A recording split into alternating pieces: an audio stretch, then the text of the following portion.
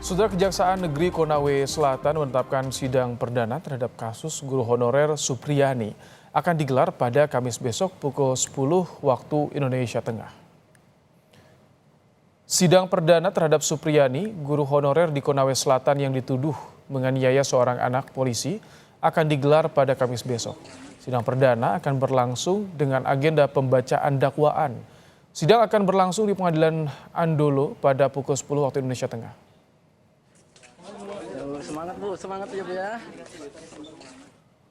Melalui pesan tertulis kepada Kompas TV, Kajari Konawe Selatan Ujang Sutisna menyatakan mengenai kemungkinan bebas dari tuntutan atau persidangan sesuai di BAP. Hal tersebut tergantung dari hasil proses persidangan dalam pembuktian di mana kebenaran material dan pertimbangan aspek-aspek lain di persidangan dapat diperoleh untuk guna menemukan keadilan. Terkait kasus guru Supriyani yang jadi tersangka usai dituduh melakukan kekerasan kepada seorang anak polisi, Kabid Humas Polda Sulawesi Tenggara memastikan Kombes Iis Christian membantah ada permintaan sejumlah uang dari pelapor yaitu Aibda Wibowo Hashim. Polisi menurut Kombes Iis juga terbuka untuk membuka ruang penyelesaian kasus lewat restoratif justice. Dalam penanganan perkara ini, sebagaimana yang beredar di media, bahwasanya pelapor meminta sejumlah uang kepada terlapor. Dalam kesempatan ini, kami tegaskan bahwa itu adalah tidak benar dan merupakan sebuah hoax.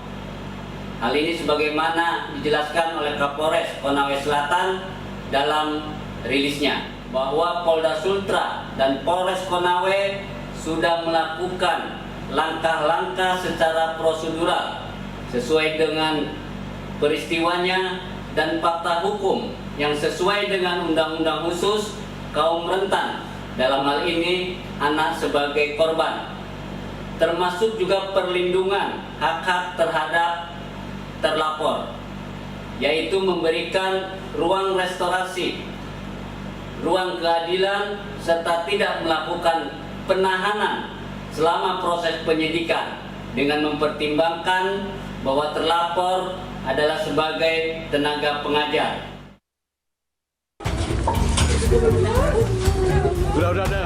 Isak tangis rekan sesama guru menyambut Supriyani usai Kejaksaan Negeri Konawe Selatan mengabulkan penangguhan penahanan terhadap dirinya.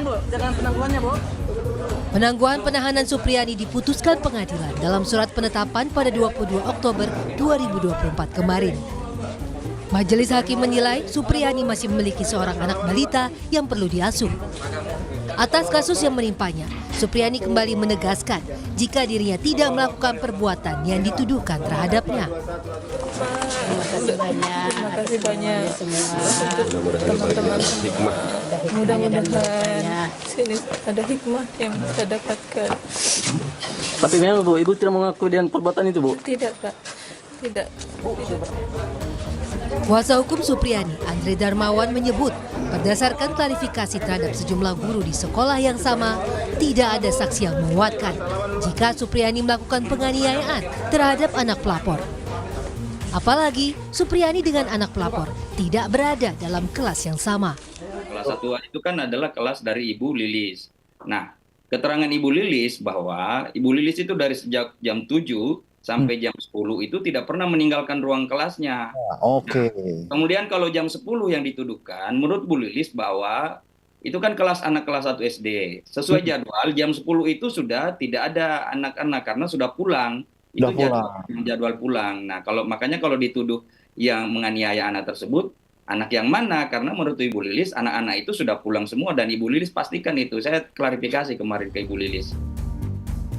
Sebelumnya, Aibda Wibowo sebagai pihak pelapor menyebut jika Supriyani telah mengakui perbuatannya terhadap anaknya yang bersekolah di SD Negeri 04. Dan yang bersangkutan sudah mengakui semua perbuatannya. Seperti itu. Dan saya tanya kembali ke pelaku, apakah betul kamu sudah akui? Apakah betul kamu melakukan? Sambil menangis itu dia bilang iya. Supriyani merupakan seorang guru honorer di SD Negeri 04 Baito, Kabupaten Konawe Selatan. Ia dilaporkan seorang polisi atas dugaan telah menganiaya anaknya yang bersekolah di SD tersebut. Proses mediasi antar para pihak sempat dilakukan, namun tidak pernah ada titik temu. Tim Liputan Kompas TV. Kasus dugaan penganiayaan oleh guru honorer di Konawe Selatan akan dimulai disidangkan esok dengan agenda pembacaan dakwaan. Bagaimana Kejaksaan Agung menyikapi sorotan publik terhadap kasus ini? Kita bahas bersama Kepala Pusat Penerangan Hukum Kejaksaan Agung Harli Siregar. Selamat petang, Pak Harli. Selamat petang, Mas Ibrahim. Baik, Pak Harli, yang pertama ini soal apakah pasal yang menjerat tersangka ini masih sama dengan yang dalam BAP? Kemudian apakah ada peluang ini terdakwa ini, tersangka ini bisa bebas? Baik, saya kira sebelum saya menjelaskan itu, saya harus jelaskan dulu pengaturan hukum acara kita terkait soal sistem peradilan pidana kita ya, supaya tidak bias.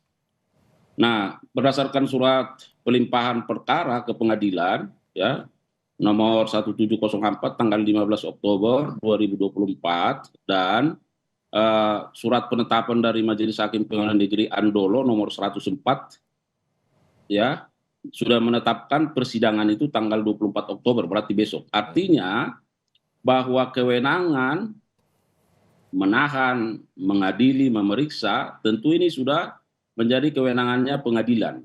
Nah, itu dulu yang pertama. Nah, yang kedua, apakah terbuka peluang terhadap